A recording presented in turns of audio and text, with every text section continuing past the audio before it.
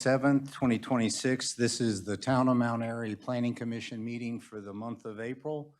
I'm opening the meeting. Our first order of business is a Pledge of Allegiance. If you'll please rise. I pledge allegiance to the flag of the United States of America and to the republic for which it stands, one nation, under God, indivisible, with liberty and justice for all.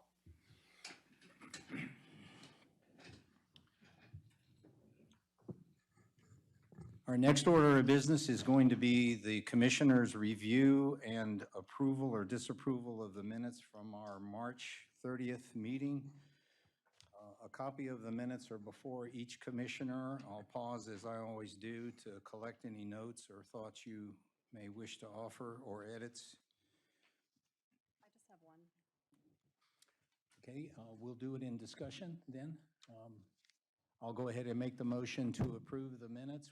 Is there a second? I'll second. Seconded by Commissioner Hadley. Discussion open. Just one thing under the Carroll County Planner section. It's talking about the 4-lot subdivision off of Watersville Road. I believe that's supposed to be Britannia Estates. It's just missing one letter. So E-S-T-A-T-E. Okay. Any other comments or edits, corrections? On the last page, it says commissioned by, not commissioner. Commissioner.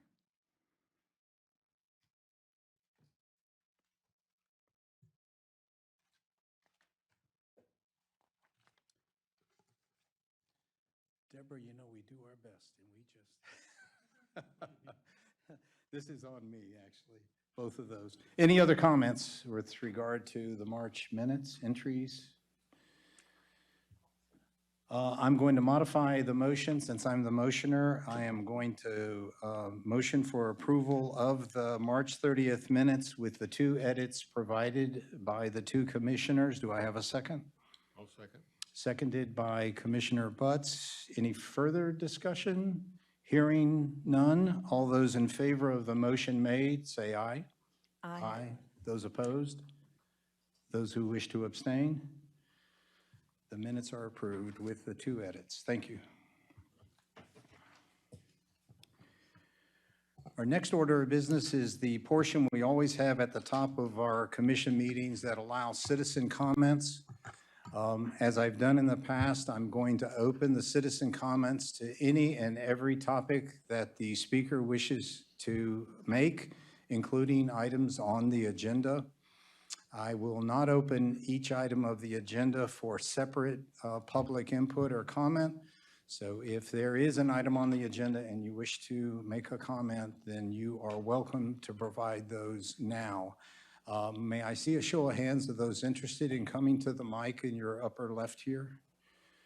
1, 2, 3, 4, 5. Thank you, Barney. Can you turn that on? Hit that switch, Barney. Thank you. Okay. Because of the number, I'm going to ask that we provide each speaker 3 minutes. I'll keep a clock here that'll be to your right so that you can understand when the time is running down. When we get around 30 seconds, and again, just mentioning this so it's not considered rude, I'll give you a 30-second warning for you to go ahead and wrap up. And if you could please try to adhere to the 3-minute rule. I will say before I ask the first public speaker to come forward that the commissioners have been provided some public input via email, and the Director of Planning and Zoning, John Breeden, has provided each commissioner input, and I'm only going to give the initials with respect to privacy. We have input from an individual with the initials AM, another individual with the initials HW, and another individual with the initials RW. And I only do that to acknowledge to those persons that we did receive it, we do have it, so there's no concern as to whether they reach your commissioners or not. And one more item on those three inputs, I believe, if I'm not mistaken, John, they all pertain to the item regarding the site plan extensions particularly Lot 7A, which is item number 6. on our agenda. Thank you. That's correct. That's correct, okay. So again, I'm just mentioning all this to acknowledge the input and to be keen as to where it applies on the agenda tonight. So with all that, I'm looking for the vanguard of the folks to come forward, the vanguard being the first one. Anyone's welcome. Please. Yes, sir. And if you could just state your name for the record, and I only need to know if you are a resident of the town or not a resident of the town. All right, so it's Harry Whitaker. I go by Jerry. I am a resident of the town, 28 years, in the Twin Ridge subdivision. Jerry, can you tilt the mic up sure just a can. little bit towards you? There you go. How's Perfect. that, better? All right, you have it in front of you. Actually, I hand carried this in, so you have a copy of what I'm going to read to you. I'll try to get through it quickly. Sure. And I'll try to skip things because I wanted to make sure you guys had what I'd done a little research on. So I am opposing the extension of the Cube Smart self-storage facility for Lot 7A, Twin Ridge Professional Park. You've already received multiple approvals on this and deadline extensions. And granted another year would be a disservice to our neighborhood. We've always wondering what's going on and what's happening with that, but we've all talked in the neighborhood about couldn't there be a better utility for that space that would benefit the community and the town itself. Most of us believe it's not in line with our small town thinking anyway, but we understand that it was done back in 2022.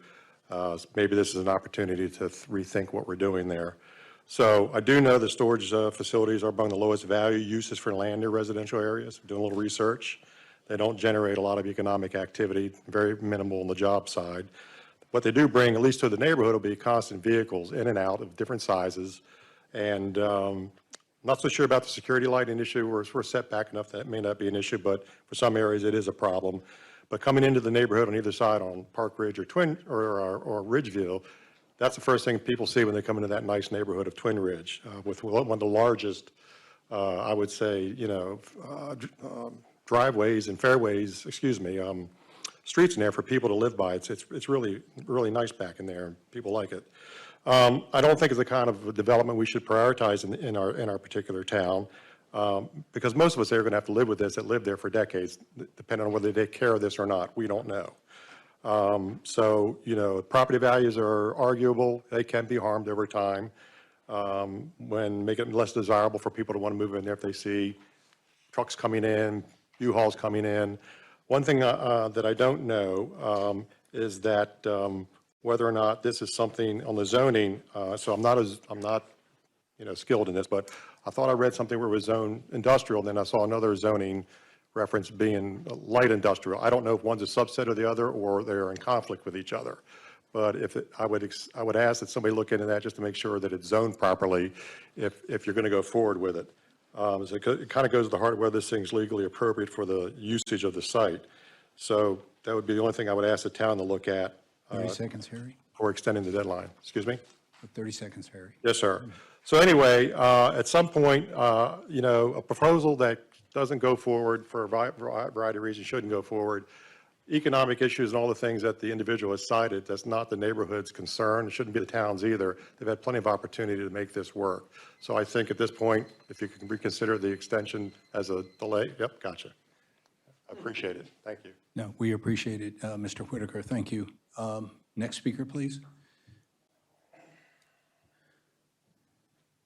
And again, just your name and whether you are or are not a resident of the town, please. Hi, yes, my name's Ashley Malat, and I'm a town resident. I'm going to speak on the same issue.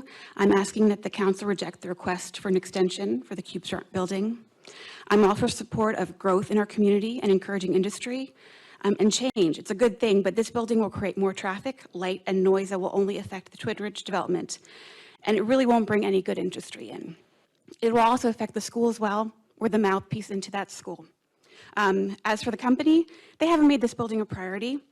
And this company, even if it did build it, we're not bringing in great jobs to this community. I really don't see any benefit to having this in our space. Please don't let this extension pass, and thank you for your time. Thank you very much.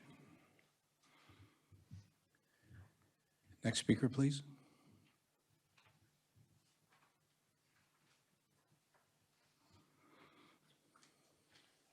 Good evening. My name is Anthony DeGangi. I'm a town resident and I own Walkers on Main. Just want to thank the Planning Commission for your time and for reviewing Ordinance 2026-1 regarding mobile food units. My comment tonight is very specific. I do not believe Ordinance 2026-1 regarding mobile food units as currently written should be recommended to Town Council without a clear recommendation that grandfathering language be added for existing operations. I've been told by the town that Walkers on Main will be grandfathered, and I truly appreciate that representation. But if that is truly the town's intent, it needs to be stated directly in the ordinance. As written, I do not see any explicit grandfathering language protecting existing approved mobile food units that were already approved and lawfully operating through the applicable county process before the effective date of this ordinance. While the draft says it will operate prospectively, that is not the same as clearly stating that existing approved operations are grandfathered and not subject to the new requirements created by this ordinance. I also want to note that there was a food truck roundtable in March where thoughtful feedback was provided on this ordinance by myself as well as other food truck operators. From what is currently before the Planning Commission, that feedback does not appear to have been incorporated into this ordinance as written. I understand the Planning Commission cannot revise the ordinance itself. That will be up to the Town Council, but I'm asking that any recommendation to the Town Council include a clear recommendation that Ordinance 2026-1 regarding MFUs be amended to expressly state that existing operations already approved and lawfully operating through the applicable county process before its effective date are grandfathered and may continue to operate without being subject to these new requirements. That protection should be in the ordinance, not left to interpretation or handled later through a separate document. Thank you, guys. Thank you, Anthony.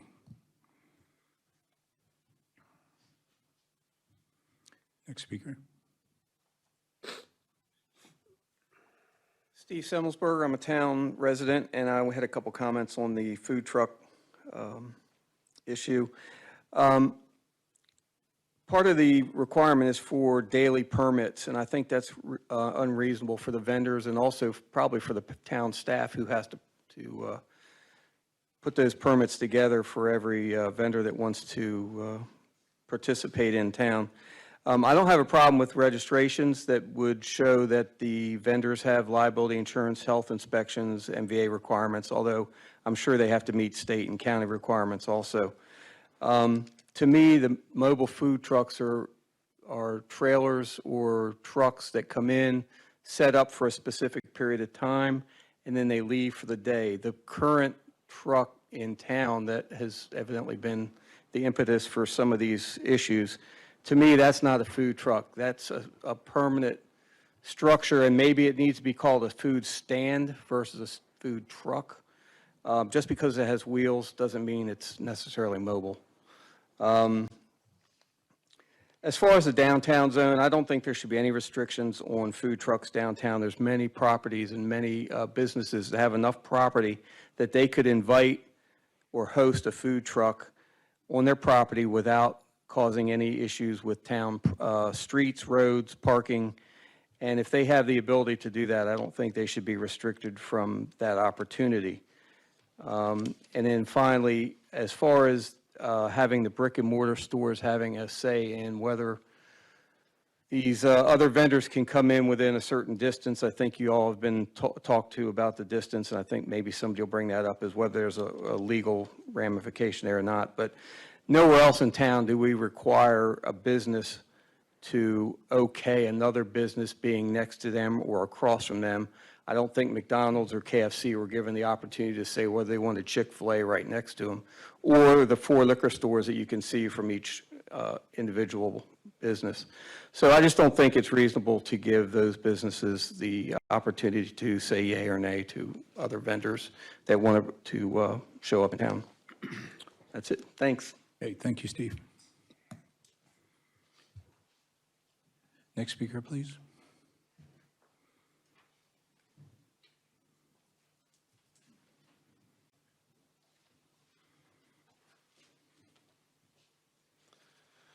Good evening. I'm Stephen DeMotor, council member in the town of Mount Airy. This is pertaining to ordinance 2026-2. This is the process and standards for rezoning. I understand that tonight you're going to be basing your recommendation on the ordinance using the original ordinance that came to you from the council. And I just wanted to highlight for you that when this ordinance goes back to the council, I will be reintroducing that ordinance with amendments to reflect some refinements and revisions that we have made in response to the feedback you've provided. So, for example, recall at the last PC meeting, I provided you with an updated version of the ordinance. Again, listening to you and based on your feedback. To date, you all have provided somewhere over about 40 comments. I'd say a little over 30 have come from the chairperson with the rest sprinkled in. I worked through those diligently with the town attorney, considered them. Many of those comments were addressed, and I believe the refinements we've made have helped to improve the document, so I appreciate the feedback. One of the key comments at the last PC meeting was the desire to have a flow chart that kind of showed the process steps. And so we have been responsive to that, and we have created a flow chart, and I will be Vanna White here and show you the flow chart, and I'm going to enter this into the public record, and I'll give you each a copy tonight. And basically, it shows kind of for the stakeholders and the citizens, it's a one-stop shop. It's a snapshot, if you will, of the process, very simply, showing each organizational element from the staff to the planning commission to the town council, and then the what, the requirements that have to be addressed at each step of the process and how that flows. I did want to just remind you, I want to ask for your positive recommendation on the ordinance. I want to remind you of the importance of codifying rezoning processes. Codified ordinances are legislative acts that carry the force of law. Codifying rezoning criteria and process steps in town code ensures that they are externally vetted with opportunity for public engagement, that they are transparent and consistent, and that residents and developers know the rules of the game in advance. Codified public zoning processes allow community members to understand the criteria and challenge rezoning proposals based on whether or not they comply with the approved criteria. So I thank you again for the feedback you've offered so far, and I request a favorable recommendation, and I thank you for your time. Thank you, Councilmember DeMotor.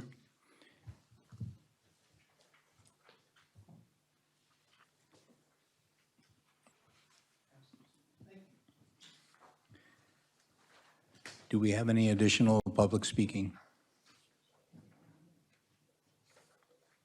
One more time, any desire for additional speaking?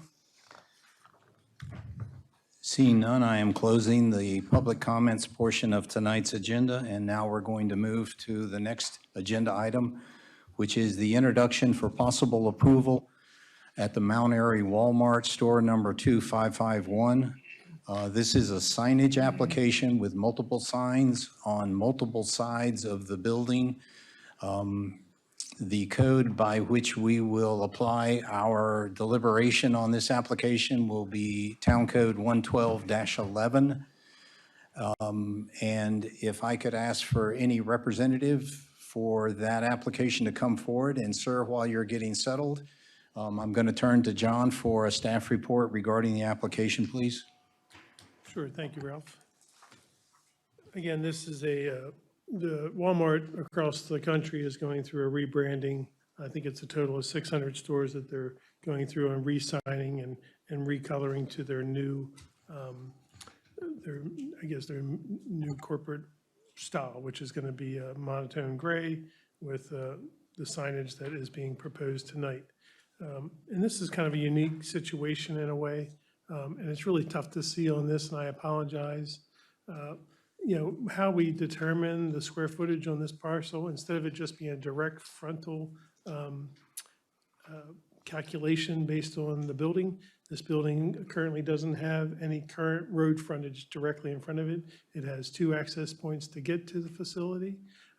So in our code has a provision to allow for general parking, which is actually, this is the general parking, and then there's auxiliary parking in both the west and east side of the building itself.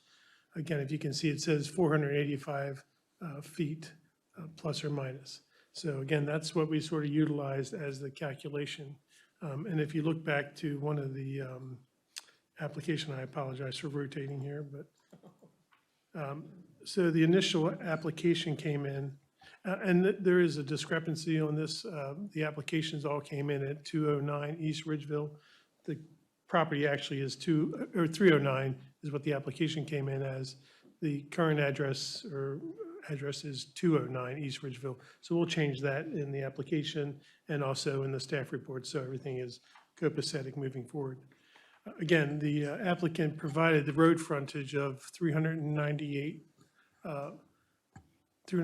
feet 4 inches. Again, the total signage for the property is 457.15 square feet. And again, it's 1 foot for every 1 linear foot of the building. And again, based on our code, I was able to deduce that the, going back to the one we want to flip real quick. Again, using the primary parking that's associated with Walmart, I came up with the 485 linear feet, which would give them 485 square feet of signage. Again, so the application now, initially on the first submission, I was kind of like, this doesn't match. So I went through and read through the code and realized that there was an opportunity to utilize this measurement for their square footage count. Again, so there is an enormous amount of different signage on the front of the building, and I'll run through that real quick if you'd like, Ralph. So I'm going to move on to the next slide. Hopefully it's in the right position. So again, this is sort of indicating where all the different, and I apologize, it's a little tough to see on the monitor, but this is basically the location of all the different signs in relationship to Walmart. So we'll move on to here. I'll have to flotate it around again. So the one set of signage, the current existing is above, proposed is below. They're moving the Walmart and the Spark to the west, down the front of the building. And over top of the main entrance, it'll be grocery and home. Moving on, there'll be a pharmacy sign, and this is a close-up on what the square footage is on that. There'll be some additional signage over by the auto center. This is behind the garden center that you really can't see from the front parking lot, but is accessible from the rear behind the garden center caged-in area. And they're going to be basically changing, auto center, which is existing, to auto care, labeling the doors so people know exactly where to go. They go to door number 3 or whatever. And then, of course, going from lube to oil changes, moving on. Again, the Walmart Spark is now moving down, about halfway down the building, kind of in the middle, between the garden center and the grocery and house. Moving on, there's details of the Walmart and the Spark. Again, this will be the far left side of the Walmart building. You can notice the 3-tone color is existing, which is the gray, dark gray, and then a lighter, darker gray than the top gray. They're going from auto center outdoor living to just outdoor, and auto center with an arrow directing around the side of the building. And you'll see the monotone gray color they're going with. It seems to be a little darker than the medium gray, but not as dark as the dark gray. And going on, we'll have, again, here's a close-up of the grocery and home. Grocery and home for the total square footage of the rectangle. There will be a pickup window that was previously approved. It was a very small addition that they came in. There was, with that new entrance that they were putting in to pick up, have their automated pickup where people will come and have their groceries delivered to their cart. Instead of having it in front of the building, they're going to have it on the, I guess, the east side, sort of behind the liquor stores. So there'll be dedicated parking there. a dedicated covered area for, no, there's not a covered area, but a dedicated area for people to park, to have their groceries put in their vehicles behind the liquor store and sort of where the old shoe store were, et cetera. Sort of, you can't even see it from the front parking lot. So there'll be a new pickup and arrow there. Again, there's the increased square footage of that, or calculations. Again, and this is on the north side of the building, which is facing, I guess it'd be the residential part of the property to the north. And these are, again, directional signs. These are part of the total calculation of the 457 square feet. These will be non-illuminated at the back of the building, and at the front of the building, neither of these will be illuminated. Again, here's the different rectangular or square measurements for the square footage. And then, of course, there's two, and I apologize about the image, they're pitiful, but they'll be replacing the existing monument signs that are out in front of the two different entrances. So again, these will be calculated the same way. And again, here will be the replacement signage in the same location. And this is, again, the existing signage schedule for square footage to what the new signage schedule square footage will be. And again, here is an overall of all the proposed signage and locations. As you can see, they have the main entrance with the grocery and home, the Walmart and Spark in the middle, and then the outdoor over top of the garden center. Again, you don't really see where the auto care area is behind it, but there's a garden fence area here that sort of blocks that whole facility. But the rear auto care front entrance is located here as well. Now, do you have any additional questions for me or the applicant?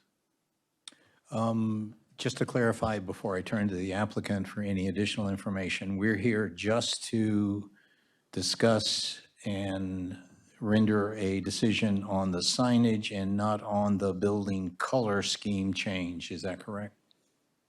Yeah, I mean, the building color changes, their corporate colors they're going with. Right. So, I mean, normally Planning Commission does give input on exterior coloring, but again, if this is a corporate color they're going with, it's really challenging to defer from that. Right, it's a branding thing. Yeah, Kind of, yes. I got you. Okay. And sir, welcome to Mount Airy. If you could just introduce yourself and add, if you like, or correct any information already provided. My name is Jeff Davis with PB2 Architecture and Engineering. We're the architect of record for this upcoming remodel at the Walmart. Specifically, I have paint and signs to speak about. As for other comments, I just want to say what he said. Okay. He seems to have, John has done a great job of summarizing the entire project that Walmart is wanting to do at this location. With this new brand change, some signs are reconfigured. For example, the Walmart and Spark used to be married together. Now they're separated. Other signs like the pickup sign itself, it's a new font with a new style directional arrow. Tire and lube is now tire and oil change. And there's bay numbers over the individual bay doors, so customers know which bay to go to. So, 4 or 5 were on the back, 1, 2, 3 are on front. I did not know about the Address issue. that too. Oh. I did not know about the extra square footage. Basically, when I made these applications, I went through the entire front of the building from, one end to the other end and say, well, that's just shy of 400 square feet. So my original argument was going to be that all the signs that are visible to, I guess, Ridge Road, is that Yep. right in front of it? Well, yeah, so that meant Ridgeville. Ridgedale, I'm sorry. Forgive me. All those signs that are being proposed are mainly in front, visible for the benefit of the customer. The other signs that are in the back are really tucked away behind the store itself. Two sets of doors actually face away from the building, away from the parking area itself for the entire shopping area. So, but it looks like with the added square footage, Jeff, I'll have you pause right there. yes, Because I know we had talked about this previously. Yes. You were over the maximum. I tried to figure out exactly how we could make what you were proposing be acceptable. okay. I feel like you're potentially going down a path which I don't know if it's the direction you should be going. Okay. That's up to you. I'm not going to go down that path. I wouldn't go down that path. But that's for you to decide. So, but what John said for the remaining signs and the situation on site is correct. And I could answer any questions that you have regarding the signage. Or if you want to talk about the paint, we can do that as well.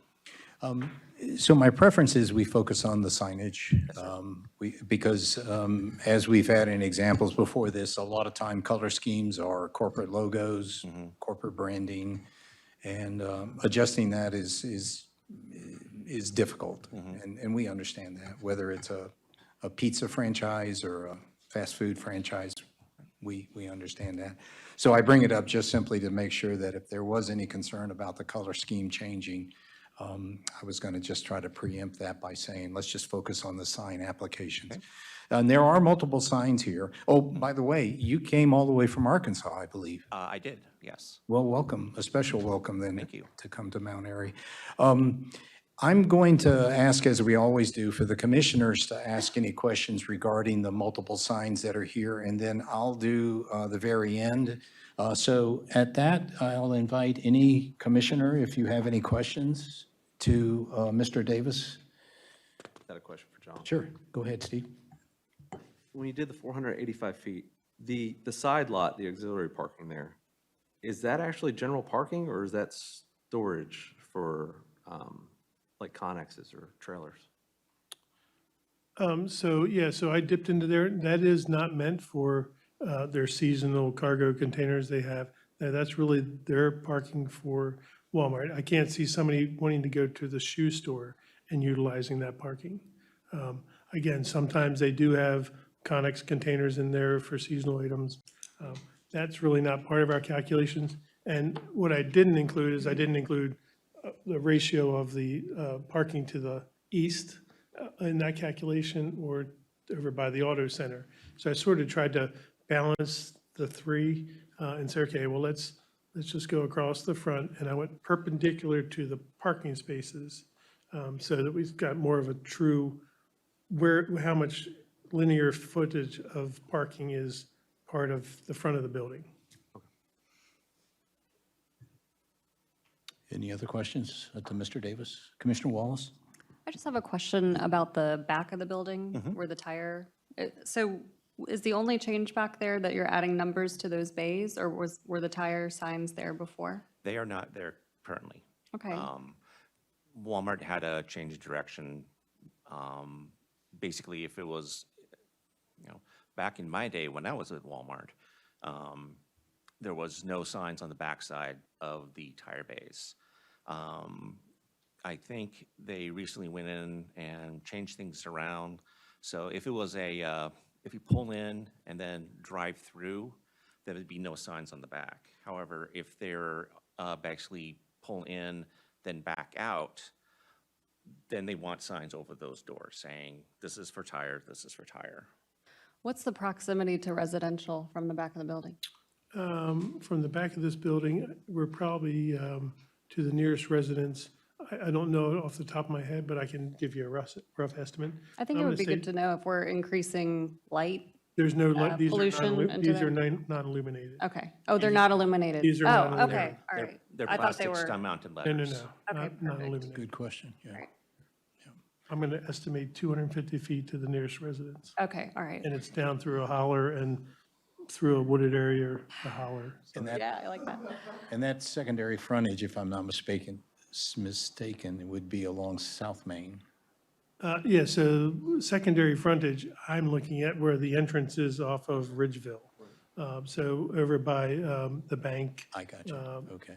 Starbucks, that's there, because you can go behind Safeway and kind of that's how I usually go to Walmart to go to the auto care center. I come in off of 27, straight back, past Safeway, around the back, and then auto care, because I don't want to deal with the front of the store.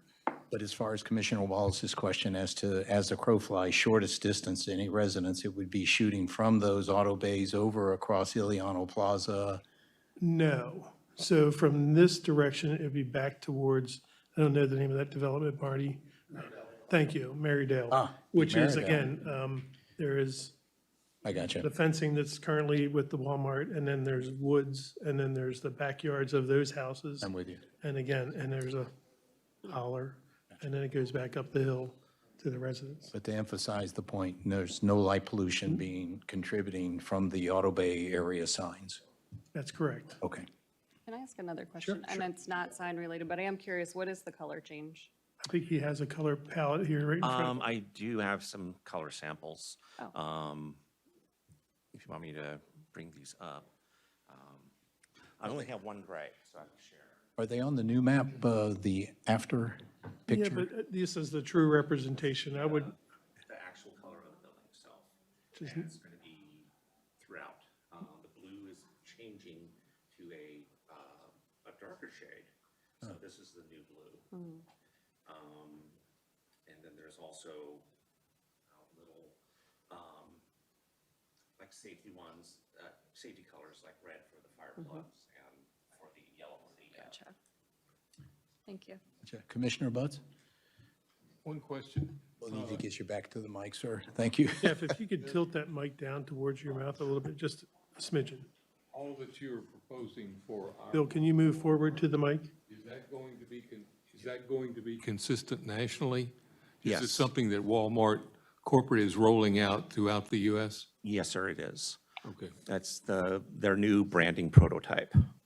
So when I was at Walmart, I think I've gone through 4 different prototype changes.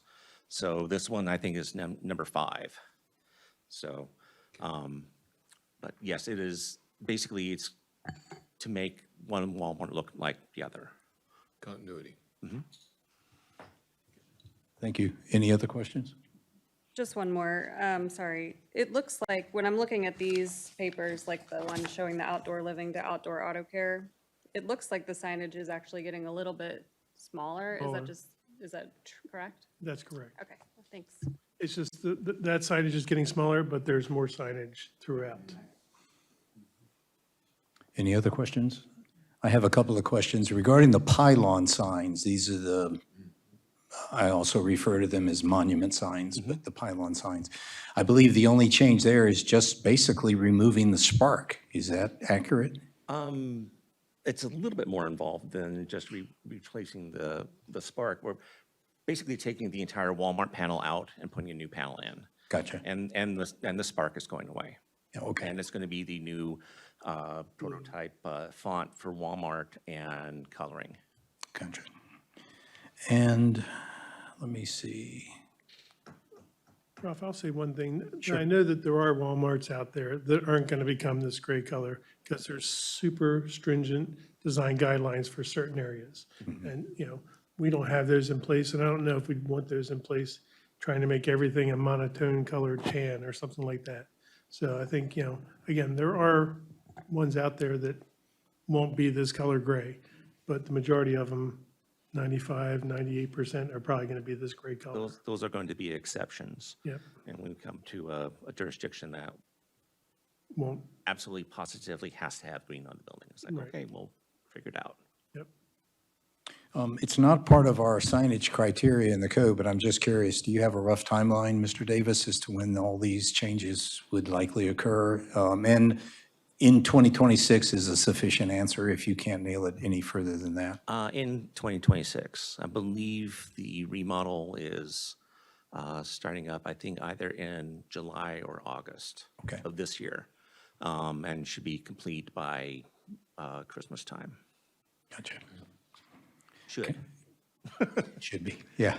We all know how that goes. Councilmember Kelly, did you have any questions on? Oh, sure.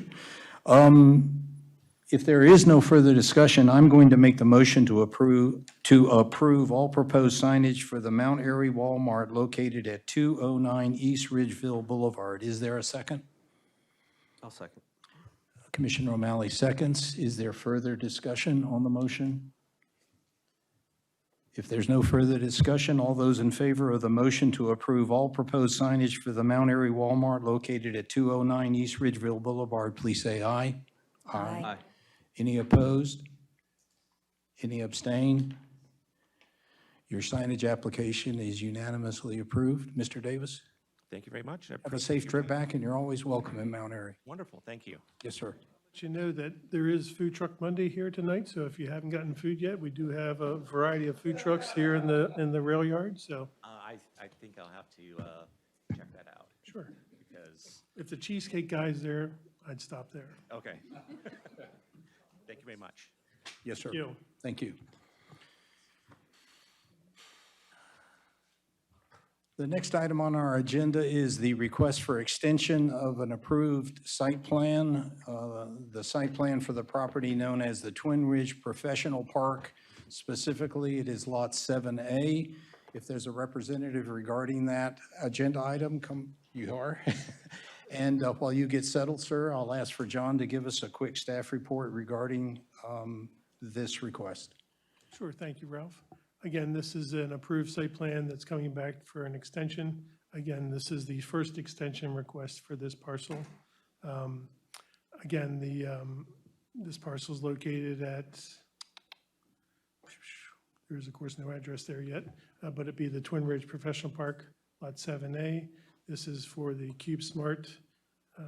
7A was combined with Lot 7 and Lot 8 were combined into 7A to create a larger parcel to support this site plan that did receive approval from this planning commission back in November 28, 2022. Again, this is the first request based on the code 98A1B10 requires this extension after 18 months, if the building permit has not been pulled for this building, that the applicant would have to come in and ask for an extension, a one-year extension. These type of extensions are common, and we've had many projects in the town that have been extended for whatever circumstances the applicant has experienced. Again, there's changing of economics, et cetera, demand. Again, and staff is recommending that the Planning Commission support the application request to extend the approval of the site plan expiration for the Twin Ridge Professional Park, Lot 7A, to May 20th, 2027. Okay. And regarding the public comment that was made, could you just clarify what is the zoning for this parcel? Yes, this is zoned industrial, Industrial. and it has been. Okay. And the parcel is located between Twin Ridge and Park Ridge? That's correct. Got you. Sir, if you'd introduce yourself and add or correct any information already provided, you're welcome to do that. Sure. My name is Paul Dutko. I'm the president of LDG Inc. We're the owners of the property. The Lee family has owned that property for a long period of time. We started the process of getting approval for the self-storage. I think it was actually pre-COVID back in 2019. We went through a very extensive approval process to get that project approved to where I know we went back and did a redesign to meet a lot of the neighbors' concerns regarding landscaping and the type of fencing that we would use, and making sure that the in and out of the site would not have the traffic, some of the traffic concerns that were voiced earlier today. Unfortunately, when we had the milers signed on November of 2024, when they were, we had, I believe, an issue with CSX to finalize some of the agreements there. So the milers were not signed until November of 2024. And then, November, January of 2025, there's just been increased inflationary pressures started with the tariffs last year, then went further with the elimination of some government agencies with DOGE. And overall, I think just a general softening of the housing market to where, again, that is one of the primary demand users of self-storage. So having that be kind of all hitting at the same time, we're asking that we can have this extension to hopefully see the economy settle back into a point that we're able to move forward. Okay, thank you, Mr. Dutko. So just to reiterate what I believe are some key dates for our deliberation that I'll open up on this extension request is the Planning Commission approval for the final site plan occurred on November 28, 2022. The Mylars were finally signed given the issues with CSX because there is a railroad on one side. I believe it's the south side of the parcel. Those Mylars were signed November 20th of 2024. And our code requires that the approved site plan be put into building permit process within 18 months of that date. And so we use the date of the Mylar signing, if I'm not mistaken, John, That's correct. as the beginning of that 18-month clock. And so just getting everybody on the same dates here. So 18 months from November 20th, 2024, I believe takes us to roughly May 20th, 2026, which is less than a month away, if everybody's tracking with me. And then the staff report and the staff recommendation is that an extension for 1 year be granted, which would take the May 20, 2026 date to May 20, 2027. So I think everybody were on board with that business and the dates. I'm now going to go into an area that's also a part of the staff report, which has to do with the water and sewer allocation permit, because that was also mentioned by the staff report as likewise being extended. And if I may, Commissioners, I'd like to just handle both of them separately because both of them are addressed separately in our code. And the understanding of a water and sewer allocation permit is that it's good for 24 months, if I'm not mistaken. Barney? That's correct. Gotcha. Okay. So it's a code reality. We got a site plan approval good for 18 months to get you to building permit stage. We've got a water and sewer allocation permit, which is, as I understand it, John and Barney, also has its begin date on November 20, 2024, when the Mylars are signed. It's coincident with the Mylar signing the water and sewer permit. Is that accurate? Correct. Gotcha. And one other addendum for the public here is that the water and sewer allocation for this parcel, Lot 7A, was included in the biannual town water and sewer allocation capacity yield on the pipeline of all projects that we have to consider water allocations for to stay under the MDE allocation. Boy, I said a lot. Is all that accurate, Barney? That is. Okay, so we have accounted for this property with the allocation that was granted November 20th, 2024, along with the site approval. Okay, whew. All right. And the reason I bring it up is because the 24-month clock for the water and sewer allocation permit then would end November 26,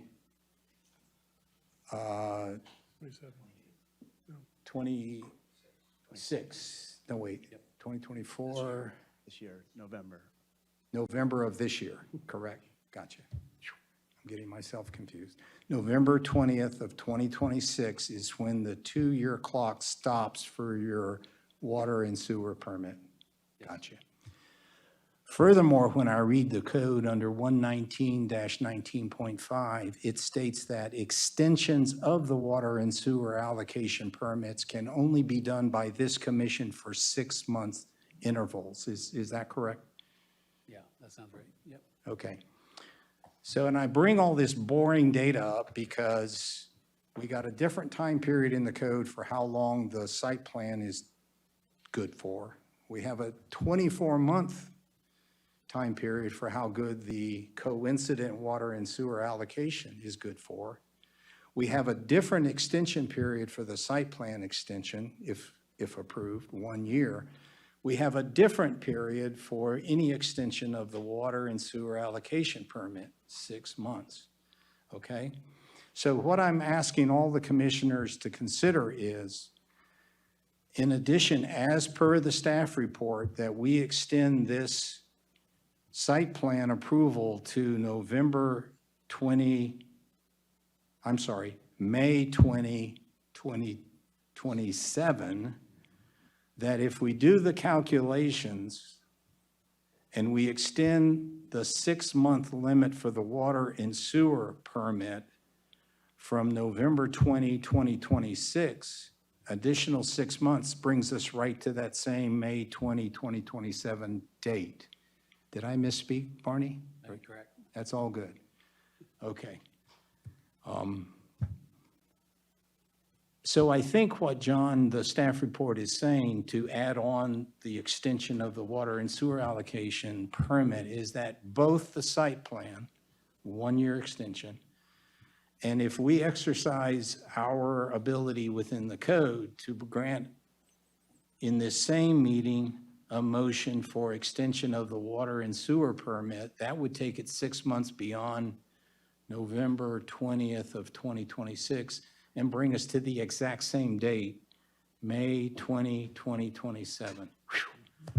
I scare myself. Okay. Do any commissioners not understand what I just mapped out? Okay, all right. And we're taking two things with two different time periods, and just by great fortune, perhaps, they both arrive at May 20, 2027, okay? Yes, and so, once more, Mr. Ducko, do you have anything to say about the dates and the two things in motion here? Do you wish to add? I agree with your laying out of the calendar. So now what I'd like to do before I open to the other commissioners is ask our town attorney, who has extensive experience with municipalities that do grant these sorts of requests. Tom, if I may lean on your counsel as to what are the normal things you have seen in your profession as to disapproval of a site plan extension? Particularly when it's the first one, in my experience, they're routinely granted. Typically, you're looking at things, and of course, I should back up and say no decision on any issue should be made for any arbitrary or capricious reason or discriminatory reason, obviously. I would say that some of the things that have been typically looked at is the delay. Was it wholly and completely within the control of the developer, such it's their delay, not a delay sort of, if you will, forced upon them? Or is the delay occasioned by things beyond their control? In the past, stormwater issues have, in my experience, been a major issue because it takes a long time these days, for instance, for the county to approve stormwater management, get them inspected, get them approved, whatever the case may be. Sometimes there are changes that are necessitated by some third party, so those are the kinds of things that you're by and large taking a look at. Gotcha. And then on the water side, of course, we have a little more definition. On the water side, I'll just address that very quickly. What it says is that the applicant must show by a preponderance of the evidence, which is the lowest burden of proof standard in the law, that good cause exists to grant the extension. Beyond that, the code doesn't really specifically state, what factors you're supposed to weigh or not weigh and things of that sort. Again, not supposed to be arbitrary or capricious in your decisions, not discriminatory. Good cause certainly, in looking to determine whether that exists, you're looking at things, are these delays caused by the developer or by some outside forces? Thank you so much. So I now open to the commissioners, if you have any questions of the applicant or to the town attorney or the town engineer or to John with regard to, John, you want to make a comment? Yeah, I do. I did want to reach out, let you know that I did reach out to Carroll County to make sure that there was no regulations on their end that would have changed, that would have impacted the site plan. And the response was no significant change would have been warranted, excuse me, or needed for this site plan. And also Lot 18A, both of those plans were still blessed by the county for all their different departments. Again, and to No echo, changes. and to echo Tom's example, an example of that conversation would be stormwater management has to be amended or changed or something like that. Yeah. Correct. Okay, understood. Any commissioner questions with regard to the extension? Commissioner Wallace? Question for Barney, what is the allocation for this one? Water and sewer allocation? It was very low. I don't know. Figured it would be. Yeah, because I think it's the normal, I think we might have had one EDU for an industrial lot, which is, was it I think it's more than one EDU, but it's not a lot. It's like, two just like a bathrooms? Backacre Circle, we reserved like 3 EDUs, and I don't think they're using that much. Okay. But I'm sorry, I don't have that number in front of me. Okay. But it is, as Mr. Gant had pointed out, it is part of the pipeline that's already included. Any other questions from the commissioners? Steve? I'll just make a comment. I guess really just to remind the rest of the commission that we shouldn't be rubber stamping things either. I think it was kind of addressed by Tom that we don't do that. I don't think the reasons given by the applicant are the same as the reasons we've gotten before from other applicants that we've approved these. I don't think they really apply to this project. And I would say that things have actually changed in that neighborhood since they've had the chance to get this built. The school at Twin Ridge right nearby is going to be doing a 2-year construction project for $40 million at the same time that this was already supposed to have been done. So that's going to create even more of a mess in the neighborhood. And I know it's had a lot of pushback from the residents there, so I'd just like to remind the commission. Yeah, Commissioner Hadley? The reasons you stated, there's no guarantee that they will be gone in a year if we grant this extension. Do you plan to actually do construction this year? I mean, again, we're monitoring it based on market conditions. We went through the process last year of actually doing the drawings all the way up to construction drawings, having those drawings bid and awarding the project to a construction company. However, it just, the demand economics and the financing just weren't advantageous to move forward at that time. We just wanted to wait a little bit better to see if pricing would change and we can get some better financing terms as we move forward. Any other questions? Commissioner Wallace? Just one more. Are you keeping up with the amount of development that's happening west of Mount Airy? Again, when we started this process, I think we were here the same night that I think you guys were looking at the Beck properties. I mean, we've gone back to that. I know areas south, I guess west of, Like in the Linganore area? yeah, that we're hopeful that again, that those developments would drive or maybe commute this way as opposed to moving and going to some of the existing self-storage that's already in Frederick. But we're waiting again for some of that to come on more online than it is currently. Chairman. Yes, Councilmember Question Kelly. for staff. Isn't this property in Frederick County? It is in Frederick County, yes. Okay. You said reach out to Carroll County. Well, Carroll County does all of our review for the town, Frederick and Carroll side. So it doesn't matter if there's any impacts within the corporate limits, or Carroll County is we've chosen one county to represent us in that realm, in stormwater management, engineering for road designs, those things, and those type of things. It's all goes through Carroll County for review and blessing, even if it's in Frederick County side. Okay, so but Frederick County regulations changes wouldn't affect them, or? No, because we are governed by, again, I mean,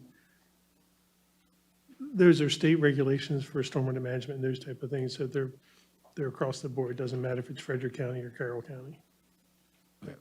For more than stormwater management? I'm sorry? For more than stormwater management? Yeah, I mean, I would think, again, there's nothing that I can see that would be, I mean, I can reach out to Frederick County, but I don't see that being an issue. It's never been in the past. And again, Carroll County is the one that reviews for us and approves for us within the corporate limits of the Mount Airy. Frederick or Carroll? I have a few questions, and I guess the first one, back to Barney, if I may. When I read the code 109-19.5, there is caution written in the code as to giving a water allocation permit when there are certain conditions within the town. One of the conditions within the town is that there's been a well closure. So I don't know if that language is applicable to any wells that we've shut down at the pumping stations. Could you just address that? Would you regard that as a well closure? So that wouldn't be a well closure. Well closure to me says you're basically capping that well and you're not ever going to use that again. Okay. So we have, again, use of all 11 of our wells. So, Okay. And we intend to continue using all of them. No, I appreciate that. I just wanted to make sure that the language didn't handcuff any further, because I regard an extension almost in the same criteria of we shouldn't extend it if there are criteria that don't even allow an initial one to be issued. And so what you're telling me is that doesn't apply in this case. Okay. John, turning to you, for the site plan part of this extension, what are the typical interactions you would expect from a developer with an approved site plan that would trigger now the process has begun within, in our instance here, within the 1 year that we are going to grant? What kind of, is it a permit request for grading? Yeah, it would be a grading permit, sort of would start it. And also, and I thought during our discussions, they talked about phasing that development too, where they might build the main building first off of. I do recall that. Right, and then so they would sort of move west towards the road that you live off of, Steve. That's what my thought was, is that you guys were potentially going to, build a main building, and then as things progress, then you would continue doing in multiple phases those remaining buildings, and ultimately creating the last exit out. But, to your point, Ralph, it would be a grading permit or a building permit for a portion of, or all of the whole development. Okay. And once that were to start, if he were to do, a partial grading permit and build his first building, then the approval is done. They wouldn't be coming back and asking for extensions. They would just submit for another building permit for the next phase that is part of the approved plan. Understood. And if I may just, administratively, how do we now, do I need to re-sign the Mylars if an extension is, no? No. No, okay. It's just annotated within the staff. Correct, and in the record. Very good. So Mr. Paul. Dutko, Paul? Yeah, Yes. Paul's fine. Yeah, Paul. I was gratified to hear that when you reach back to the 2022 or earlier deliberations, there was a lot of public input with regard to concerns. You mentioned one of them, and that was in your plans, you showed an access off of Park Ridge for a lot of the construction vehicles. That was also going to be an entry, if I'm not mistaken, for fire and EMS as needed on that side of the parcel. Am I correct? There was the fire egress on that portion. However, I believe that when we finally got to the final approvals, that the access was going to come off of the one road. Twin Ridge? Yeah, that we had agreed to that. Okay. As part of the approval process. I think there was an emergency access that the fire department would have an Oh, yeah. access to that rear entrance. Oh, yeah, but we had to make sure that we couldn't use that for any customer interaction. Right. But during the construction phase, there was public concern about the construction vehicles using Park Ridge and that emergency entrance design to come and go. And I'm not holding you to 2022 deliberations, but I believe in those deliberations, words such as that would be held to a minimum. It could involve construction coming in off Park Ridge at that location or that side of the site. And the only purpose I'm trying to achieve here is just to remind that that remains as a concern. The second concern you also mentioned was landscaping, and I believe we also added lighting along the sidewalk on the Yes. Park Ridge side. Yeah, there were street lights that had to be added. That's correct. And we had some deliberation on the style and whether it was aesthetic to that neighborhood and street, et cetera. Okay, so you're keen on that too. And so, again, the purpose of just bringing up these long ago deliberation is that I'm assured that the residents right up the road in Park Ridge still hold them dear when you do begin construction. Yeah, we haven't, there's nothing, there were no changes in what we Correct. got priced. All of that was part of the approved plan. Correct. With Mr. Thompson, I believe, sitting here with us. Yes, unfortunately, Ron couldn't be here. Understood. Any other staff input? Barney, you included, town council, town attorney, I'm sorry, commissioners? And the only thing I would add is again, we've spent hundreds of thousands of dollars. We have gone through the process of posting all of our fees, as well as the sureties that are required to move this project forward. So it's not that we have not made commitments on our part to do this project. It's unfortunate that it just wasn't the proper time to move forward. Okay.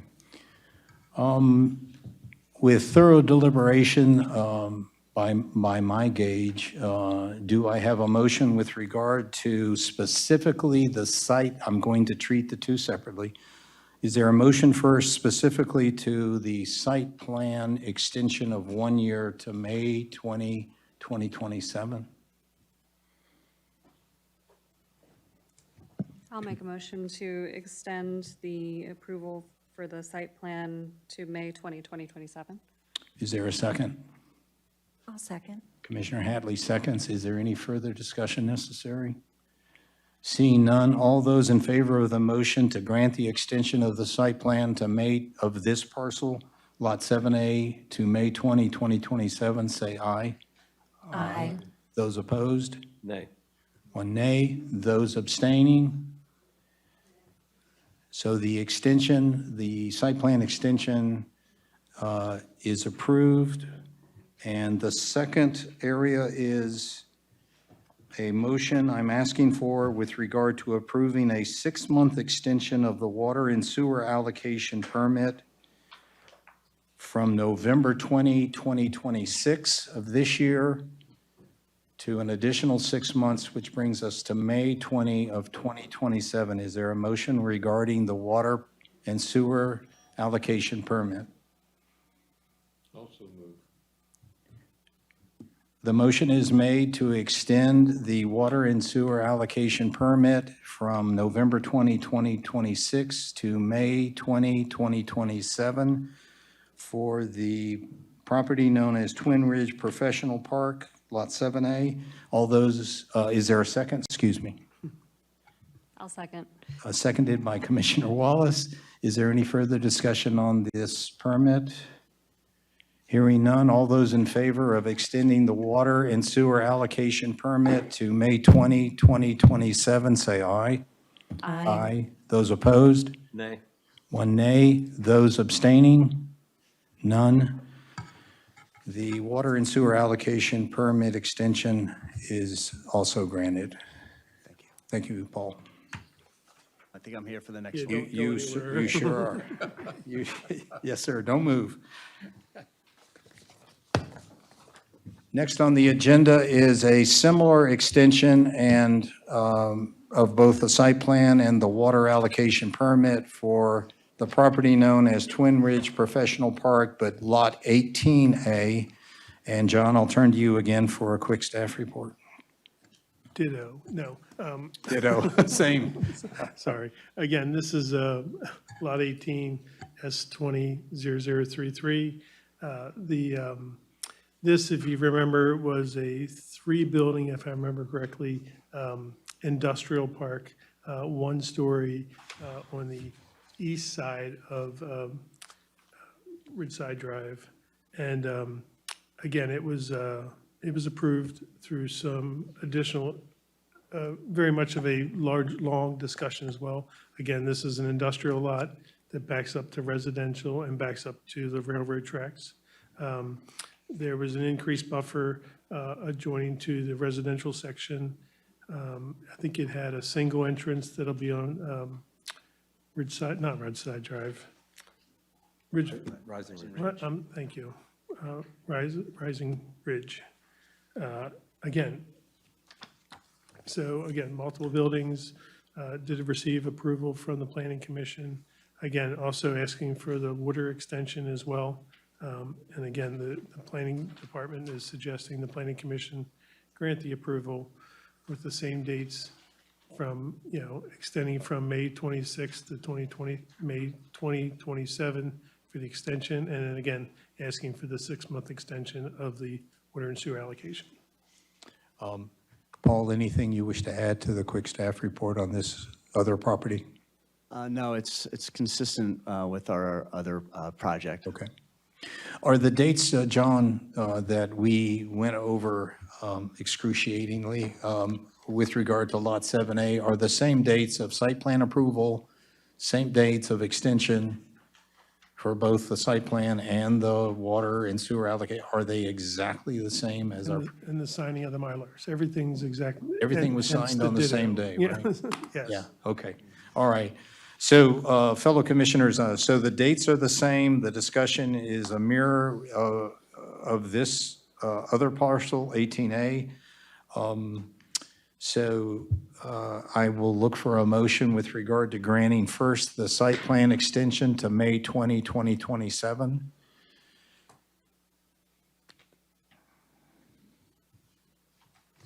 Commissioner Walls? I'll make a motion to extend the site plan to May 20, 2027.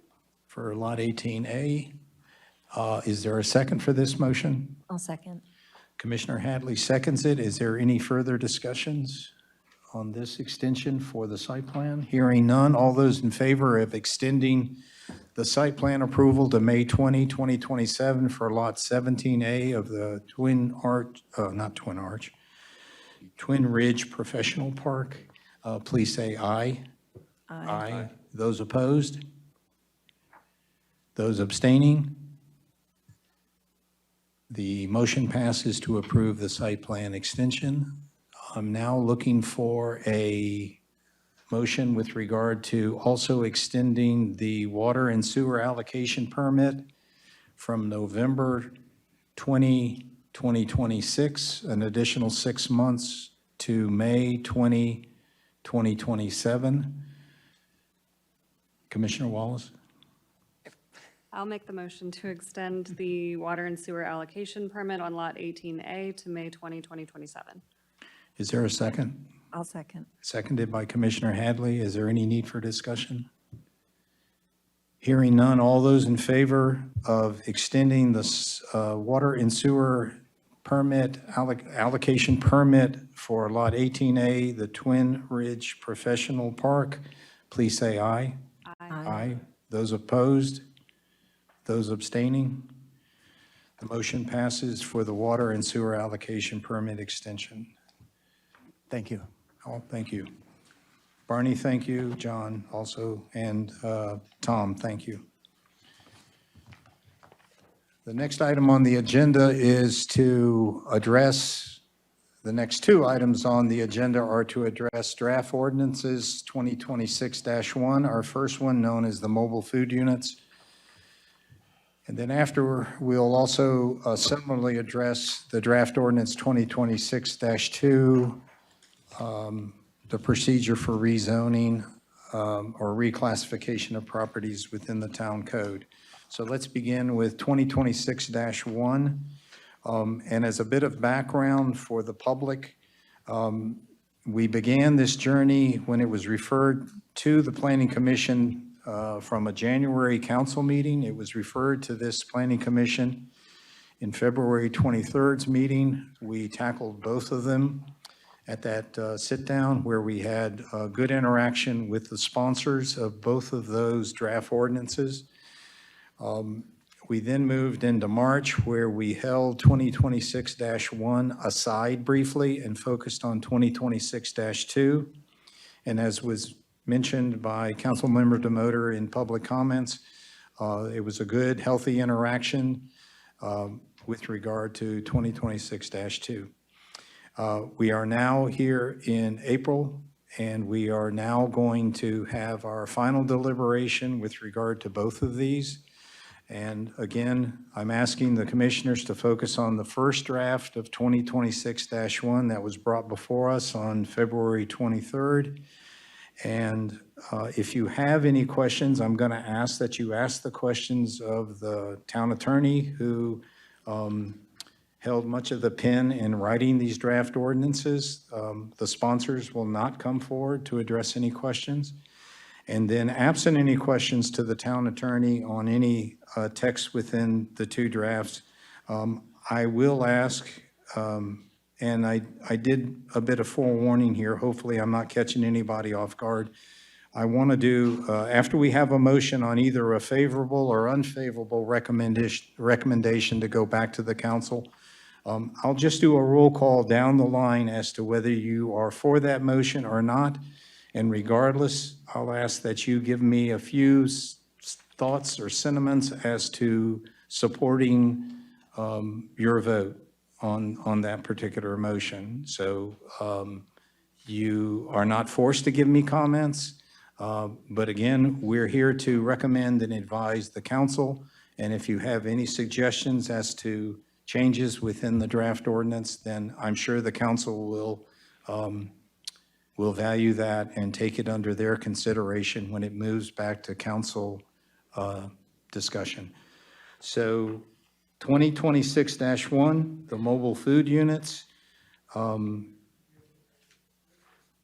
We've gone over it at length, as I mentioned, on February 23rd. Is there a motion with regard to a favorable or unfavorable recommendation on 2026-1? I'll make an unfavorable recommendation on 2026-1. I'll second that unfavorable motion. And so, as I promised, I'd like to start with Commissioner O'Malley. And regarding the motion for an unfavorable recommendation back to the council, may I ask, what say ye with regard to that motion? Aye. Aye, okay. And do you have any comments that would contribute toward any adjustments by the council on that, Steve? Yes. Under 73-3, D, permitting requirements, Section 4, I think it's letter I or L, a traffic safety and operations plan. My comments on that is, why are they doing this and how in-depth would they do that for a food truck? That could be a 3-page plan, and they can have food truck operators with no experience with that. Needs clarification. 73-4, A, this is in brackets 2. Why can't a regular or semi-permanent food trucks operate in the downtown zone. How is that going to be fair and justifiable to the citizens? And then you go under that same thing, letter C, distance restrictions. Number 1, 500 feet from restaurants unless permission. My question to that is why? Who gives them the authority for that? I don't know any other businesses in town that is able to restrict another business like that, and we should not be setting that standard now. And then 2, with a 100-foot buffer from residential, my question on that would be, how would that work if a neighborhood hosts a food truck event? That would automatically be within that 100 feet. If a neighborhood sponsors having a food truck in their neighborhood, how would they get the permission? Or if it can't be within 100 feet of a house, then the neighborhood can't have them.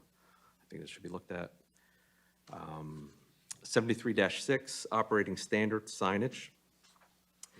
Would this also restrict sandwich boards from being used? They're common in usage, but it's not really clarified. I had a comment on 112-5, uses not listed. It states in the draft, balance the interest of existing businesses in the downtown zone. Again, I think that in the ordinance, this is an overreach by the town, and that should be changed. And then I had another, more of a clarification under 73-2 definitions. And I don't know if Tom can address this now or he can go back later, but it's under permanent mobile food trucks. They're talking about if an item's there or a business is there for more than 30 consecutive days, it's a permanent mobile food truck. What is the difference between being a permanent mobile food truck and being an addition or something that would have to be permitted and have to go through the process? To me, if it's a permanent mobile food truck, it never moves. They should have to go through the permitting process, almost as an addition to the business. But that's all I have. Got you. I'm going to recap real quick with respect to you. 73-3, Section 4, why the traffic and safety plan clarity needed. 73-4A, why can't a permanent or semi-permanent MFU operate in the downtown zone? Take issue with the distance and permission granted by other businesses. That's the 500-foot distance entry. Likewise, there's a 100-foot restriction, and it needs clarity with regard to neighborhood food truck. 73-6, the signage is not clarified. For example, sandwich boards. 112-5, the statement with regard to balancing existing businesses in downtown zone is an overreach. And lastly, 73-2, regarding definitions, a permanent mobile food unit versus an addition to an existing restaurant needs clarity. Did I get that? Yes. Thank you very much. Commissioner Beta is absent. So Commissioner Hatley, how do you vote with regard to the unfavorable recommendation? Aye. Okay, and any comments, please? Just there was one concern regarding legacy language and assurances given to current businesses operating with food trucks that is not mentioned. This is, I believe, the grandfathering issue. Okay, so would it be proper if I were to phrase your comment as the current text lacks any grandfathering language? There was a specific entry by one of the public speakers. I couldn't capture it quickly enough, but I believe if we were to summarize his comments, and the thrust is that it lacks grandfathering clarity. Yes. Okay. Thank you. Yep.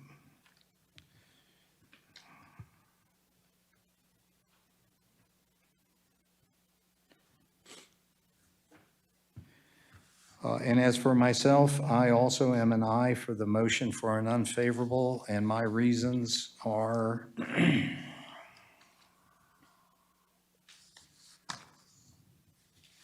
number one, the grandfathering language, the lack of it. I do want to provide a positive comment back to the council that I agree with the draft's intent and purpose under paragraph 73-1. I think all of the entries as to the reasoning are noble and well-intentioned for health reasons and the like. But I'm also going to recommend that the text also require that any mobile unit within the town would also have to meet motor vehicle requirements. That's not addressed. It's focused on, of course, the obvious health requirements through the county approval. And then lastly, and this may be an issue, Tom, that I hope I can word properly, and that is whether or not the draft ordinance would need to address or provide clarity as to whether a town-issued permit would allow any litigant to now hold the town liable in the event of an accident related to a mobile food unit. So I don't know if that's something that should be kind of if there's any boilerplate language on the permit itself that says this permit allows you to operate, but it doesn't create any kind of liability by the town in letting you operate. So if someone sets up the food truck, gets a permit, and a child goes by and gets burned by a generator or an exhaust pipe running something inside the food, that's kind of the gist of what I'm saying. So those are my comments. Commissioner Butts, how do you vote with regard to the unfavorable? I agree with the position you're taking. Okay, very good. Any comments supporting that? Again, it's your option. No, I just think there are too many unanswered questions. Okay. Commissioner Wallace, how do you vote? Aye. Aye. And any comments you wish to offer? Yes. And I'll hand you my paper. Okay, If that helps. that would help. Thank you so Okay, much. All right. So a few things. One, I don't support the ordinance as written. Mobile food units are already subject to state and county health regulations. The town already has tools to address issues related to zoning, parking, and safety.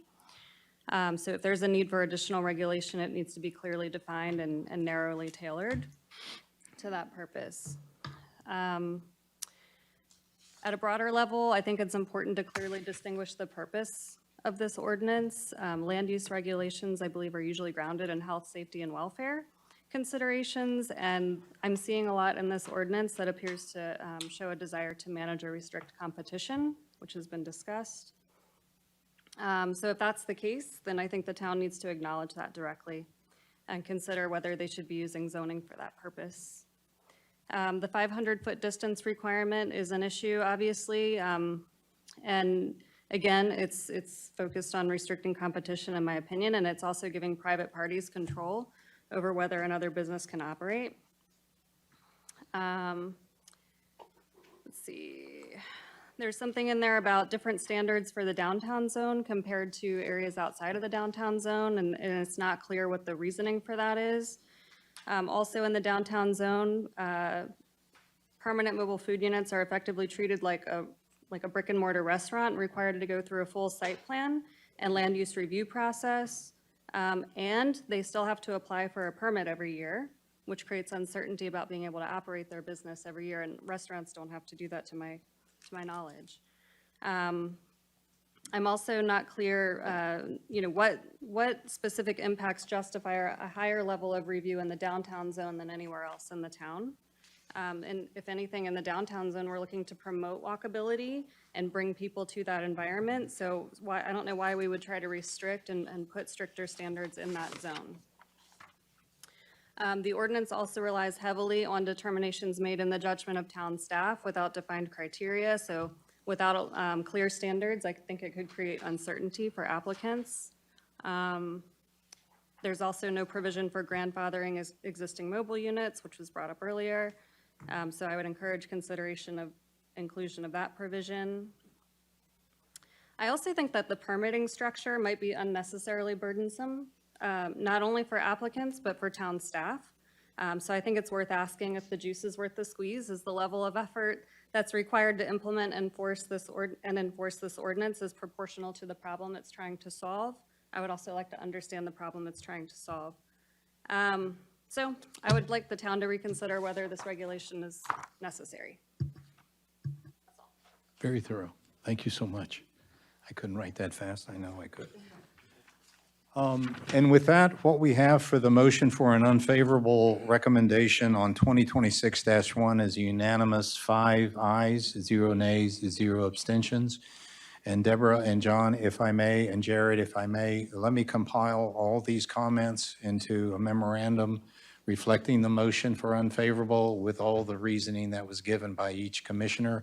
And I'll get this to you. I'll bring this to the town hall tomorrow so that it can accompany whatever agenda goes back to the council when they entertain 2026-1. Okay.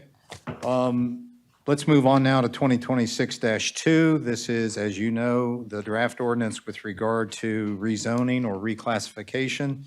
The similar process, I would reiterate that between the two draft ordinances, we did spend a great deal of time with the sponsor for 2026-2, and I was really heartened to hear him acknowledge that we all threw a shoulder into trying to improve upon it, and he acknowledged that. And I believe I also heard him say, and with some of our interaction, he's going to reintroduce that draft ordinance when it does get put back on the council's agenda. So, and I'm just reflecting on all that to say all our work is not for naught. In other words, I think we had some good energy and good dialogue with regard to the whys and can we make it better discussions that we had the past 2 months. So again, I'm looking for a motion with regard to either a favorable or unfavorable recommendation with respect to 2026-2. Do I hear a motion? I'll make a motion for an unfavorable recommendation on draft ordinance 2026-2 in its current condition. I have a second on that motion by Commissioner Hatley. As I did before, Commissioner O'Malley, I'll start with you as to your vote on an unfavorable recommendation. Aye. Aye. And any comments, sir? I believe your list of comments was all my comments as well. Okay. And that's very succinct, and I'm going to say basically the same thing.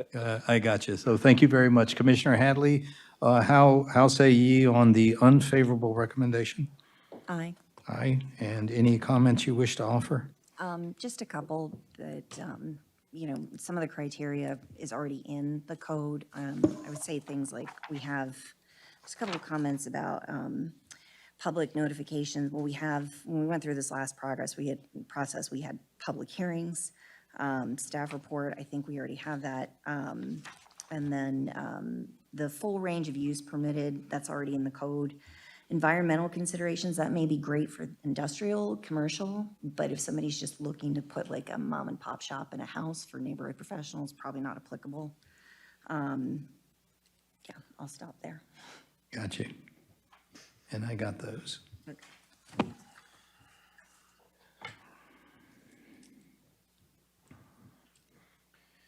And as for myself, I am also an aye with regard to the unfavorable. My reasoning is that I believe the current staff policy dated March 30th of 2026, policy number 5 captures much of the proposed text. Secondly, under 112-66, which is described as procedures, it calls out a staff report which then goes to the Planning Commission, who then holds a hearing, but the PC is only asked to offer perspectives, quote unquote, and not a recommendation. So it's just unclear to me as to why we would get a staff report, then be held to the role of arranging a dedicated focused hearing, and then our reply is to provide perspectives. I would look for language such as recommendation, in other words, that kind of taxonomy. However, and my last point is, there is text in there which requires a, quote, professional recommendation. And it's called out as one of the elements of the staff report. So again, getting back to a recommendation from another body to the council who has the authority to make the decision on a reclassification. I'm just not quite sure what a professional, quote unquote, recommendation is and who provides it or what body provides it. So again, if a recommendation is sought, is it coming from the staff and the staff report? Is it coming from a compilation of data coming into the planning commission who then holds a public hearing? It just needs to have some clarity on those steps. Now, I offer that input without looking thoroughly over the flow chart that was offered by Council Member DeMotor. So perhaps that last point is being addressed in the flow chart clarity that he professed. So in all fairness, maybe it is there. Commissioner Butts, how vote ye on an unfavorable recommendation? I'm in agreement for unfavorable. Okay. Any comments, sir? No, I think the basic comments have been said. Gotcha. Commissioner Wallace, how vote ye? Nay? Can I ask a question to Tom? Absolutely. Is there language that can be put into an ordinance like this so that it doesn't necessarily hold the town to meeting every single requirement, like something like substantial compliance or something like that? The answer is yeah, you probably come up with some language that communicates that. As I read this, these are the things to be considered. It's not that you're a particular development's got to check off every box. By way of example, as Commissioner Hatley said, a rezoning of a residential property to a neighborhood professional probably doesn't, present any environmental issues, but hypothetically from commercial to industrial, that would allow uses that might give off noise or that kind of thing might. So I think the intent simply is, consider them, and if one or more don't apply, then that's, what the response is. And then to Commissioner Gant's question about the professional recommendation, it's under the staff report section. So is the intent that the professional recommendation is provided by the town planner? Correct. Okay. I think that's what its Okay. intent is. Oh, thank you. All right. So can I go into my comments? Absolutely. Okay. I think you all know I strongly support this ordinance. I think it's about transparency, consistency, and accountability. And rezoning decisions have long-term impacts on our town, our infrastructure, and our residents' quality of life. And I think that this brings clarity to the process, and it ensures that decisions are made and are understandable to other people who are the recipients of those. It also helps ensure that applications are reviewed in a similar way. It creates a standard that it will endure through town council and town staff turnover. I think it strengthens the public record. It ensures that future councils and the public can clearly see how and why decisions were made. I don't think it's expanding government power or overreach. I think that it's ensuring that the power that the town already has is exercised transparently and consistently. I'm concerned with sticking with just a town policy. I brought this up at the last meeting. Policies can be changed at any time without public input or accountability. If you don't come in to ask to see the town policy, you wouldn't see it. I don't believe it's posted anywhere for the public, and I don't believe that a change to that policy is anything that would come before the public. So again, I don't think that it's something that could or might endure without it being in an ordinance. Rezonings are among the most consequential decisions that we make in this town, and I think the standards for how those decisions are made should be clearly established in the code. The ordinance helps ensure that these decisions are visible and accessible so that residents can engage meaningfully. I think that's been a challenge in the past. We know that when the public is aware of what's going on and understands what's being proposed, they show up. We saw that recently in the master planning process, and I can attest that some very significant zoning decisions in this town have had very little public awareness, and too often the public finds out after a rezoning decision has been made, and it's essentially irreversible. I think that there are areas in this ordinance that could be refined, and it sounds like they're working on that. I think there's a balance to be struck.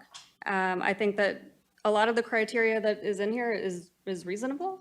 Compliance with the comprehensive plan, compatibility with surrounding uses, et cetera. I do think there should be a look at the public facilities evaluation and, what's reasonable to do at that stage of a process, and also like projected impacts to property values and economic outcomes. I think that could be challenging. The other thing I just want to mention is that the volume of rezonings that I've seen since I've been paying attention to what's going on in the town has been pretty low. So I think we need to be mindful that while it might look like we're asking for a lot more in a report, I think that it's okay to take the time to do that, given that the volume of cases is pretty low.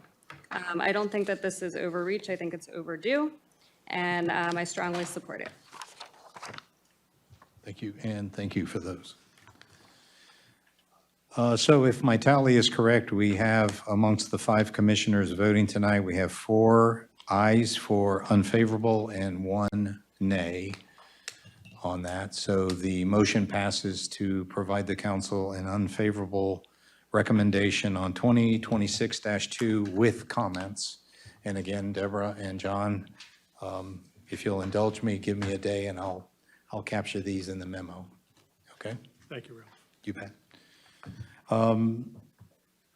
And one last comment before I close this item and move to our last item, and that is, to each commissioner, I want to totally entreat you and open the door as to this process now that as chair, I've established for now entertaining and deliberating on any draft amendment, draft ordinance, draft resolution that comes to us by way of the council in our duty to provide a recommendation.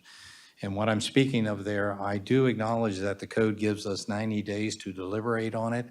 And what I'm trying to do is strike a balance between us actually starting to give the optic of picking up the pen and exercising somewhat of a kind of quasi-legislative role by writing or editing any of these draft documents, which is, of course, not within our charter as a planning commission. So in respect to that possible optic, which I think is a valid, I respect that optic. What I want to do now is not fast track any of our recommendation deliberations, but I want to kind of get to the gist of it, which is let's give the council our sentiment with comments that they may, as I already mentioned, they may look over, they may value, the sponsor will do likewise, and then they can, within the council, take all of that into consideration or not, and then craft the next version or whatever the demise may be of that draft ordinance. And I'll close on this by saying, please get back to me individually if you like, as you now have experienced this new way of doing it. We will have an interaction with the sponsor. We will have deliberation with the town attorney who holds the pen for much of the draft text, but then we'll get to this point that we arrived at today. Give me your sentiment, give me your vote, and let's get that on back to the council so they now can fulfill their role. So I thank everybody for being flexible in this process and getting to today. Tom, do you have any comments with regard to this process? I think it's legal. It is within our charter. But again, I don't want to lead the jury. I'm sorry, I just did that, didn't I? But your sentiments? Yes, cross-examination. Yeah. No, I think what you're proposing seems to strike the right balance. I mean, obviously, you have a review and recommendation role in any legislation affecting Chapter 98 and 112, which are the portions of the town code that you all mostly deal with all the time. A little bit in 109 as well, but whoop.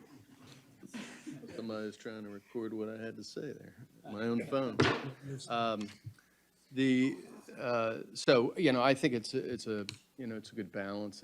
At the same time, you know, you probably don't want to be in 3 meetings, you know, sort of wordsmithing per se, every ordinance, because some of these can be, as you have already seen, pretty lengthy and complicated, so. They do get involved because we take our job seriously, and I think I speak for all of us with that comment. And lastly, same kind of question, Council Member Kelly. Do you think the process and the comments that we've collected and what I intend to provide through the town staff back to the council, would that meet the mark of what you believe are the reasonable expectations of the council when they take up these draft ordinances? I believe so. I think what you're saying, which I value, is the deliberation and discussion and the, as you put it, the scrubbing, right, of these. I don't think, I personally don't want to eliminate that.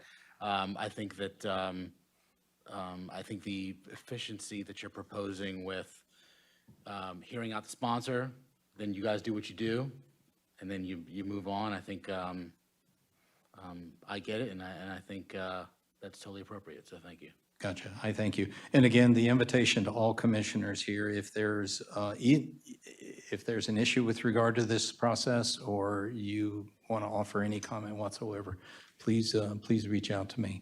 I'm going to close both of the ordinances discussions and recommendation deliberation and move to item 10, which is introduction, discussion, and approval of a property known as Parcel A, which is a part of the Mount Airy Apartments. This parcel, I believe, is before us because it is a change to a subdivision plan. John, I don't want to get ahead of your staff report, but basically, we're looking for this very necessary additional property to the town-owned pumping station number 2, if I'm not mistaken, so that we can have the space, the real estate, to do some site improvements. And so if we can start with John to validate that, and Barney, you weigh in afterwards to add anything I missed. John, go ahead. Yeah, thank you, Ralph. Again, this was a request from our engineering department to purchase a portion of this previous Mount Airy Apartments site plan or subdivision plan as it was. Again, the parcel is Parcel A, and again, it will be expanding the water treatment plant of number 2. Again, this is all part of the PFAS upgrade to the town water and sewer plans. Again, here's sort of the future of what the site plan will look like. I do apologize. This indicates some fencing potentially that was in the state highway right-of-way. That has been adjusted, or I think exactly, we're not actually in their right-of-way, I'm pretty sure, so I'll have to let Barney answer that. But again, the staff is asking for a favorable recommendation to allow for the planning commission chair to sign off on any type of amended plat or subdivision plat that would be coming in front of him to allow us to move forward with this site development plan. We'll probably be bringing the elevations of the proposed building to you guys for a informational purposes. Again, it is something that's a necessity to accommodate our PFAS treatment facility. So again, we're asking for a favorable recommendation, and I will kick it to Barney Quinn, our town engineer. Barney, any additional details? Just of our 5 projects for PFAS, it's 4 water stations plus tying in the mobile home park off of Twin Arch Road. There's only 2 parcels that we need to acquire, and we've already done one. Mr. Paul Ducko was here from LDG. Lead Development Group. They had given us 1 parcel needed for station number 3. This is the other parcel that we need for station number 2. Stations 1 and 5, they already have the land that they need for those improvements. We will have 1 more for the mobile home park as just an easement to get across the property to get to where we need to run a water line to. Yeah, that's about all I have is this is the second parcel that we need to acquire. Gotcha, thank you. And John, just a quick question, and that is, I already mentioned that the reason this is coming before us is because we're amending the apartment's approved site plan by cutting a portion of it over to town property. So is our motion and decision tonight to approve, are we approving an amended site plan which reflects this for the apartments, or are we approving an amended site plan for the town pumping station? I just asking for clarity. Or are we doing both? That's sort of, I think it's sort of all that, right? So we're also doing, it's a subdivision or an amended plat, so we're moving a portion of the apartments to our parcel. Again, these will be combined as part of that amendment. And what you'll end up having with is you'll have an amendment, possibly an overall of the apartments would be like at a very small scale. So it'll be, you'd be able to see the whole parcel showing parcel A being removed. And then you would have this plan here showing the consolidation of both those parcels moving from the apartments into this. So it's sort of, it's really a subdivision, not an amended plat. So again, I was bringing it to you sort of for expediting instead of having to go through a subdivision process. It would be, we're subdividing a portion off of their property and convey it to our property, which would then be combining them as one. So it's sort of a mismatch of everything, but Tom has his finger up, so. Yeah, so to clarify, we do not yet own this property, okay? We are under contract to purchase it to close in July.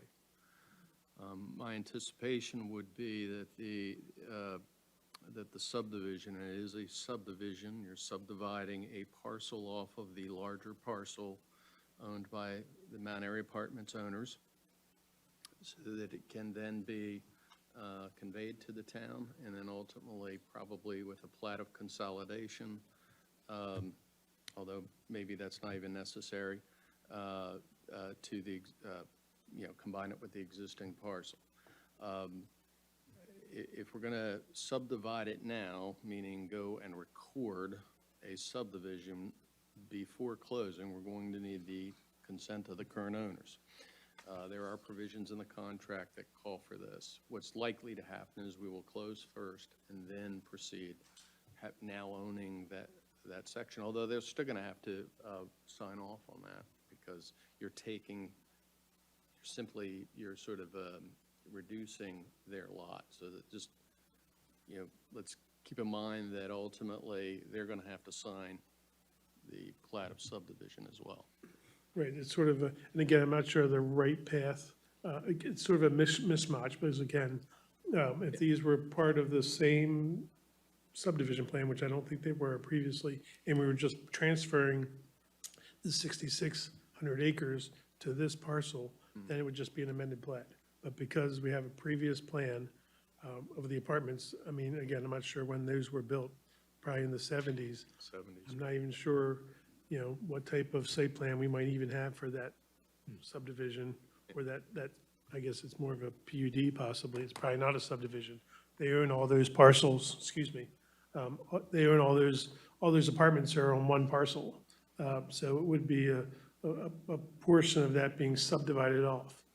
That's correct. And what I understand this to be in front of is to grant approval for the planning chair to sign off after we own, after July. Okay. Right, any subsequential plans, be it a subdivision plan or an amended plat or whatever it is, if we're consolidating, with the positioning of the building, we might be within all the building restriction lines, so maybe it's not a necessity of consolidation. I prefer to see it consolidated. That's just me. Because again, even the one we did on pump station, you said three. Thank you, from LDG, this was brought in front of you guys as well. Now, again, that portion was part of that original subdivision plat. So we just had an amended plat that was in front of you. This is a different animal. So what I'm asking for, and the town is asking for, is for you, or the planning commission as a body, to authorize you as the chair to be able to sign off on whatever plans were to come in front of us for this. Right. Now, again, the building elevations and the site plan, I don't know. That's later. Well, unless they want to give you the authority to sign off on it, they could do that at this meeting as well. But, you know, if you want to have it brought to you as informational, we can do that as well. So I'm going to make a motion here, and I'm going to, before I ask for a second, I just want the language of my motion to kind of be ratified, if you don't mind, Tom, to make sure I'm capturing all of this. So I make the motion to approve the subdivision of the parcel described as Parcel A of the current Mount Airy Apartments to convey to the town, period. Short, sweet. I'm not going to describe where it gets conveyed to. I'm just going to say conveyed to the town. And to authorize the planning chair to execute the appropriate subdivision plat.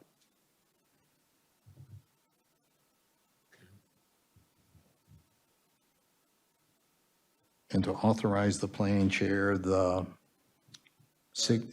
sign, the sign off. approve Okay. Authority. subdivision plat.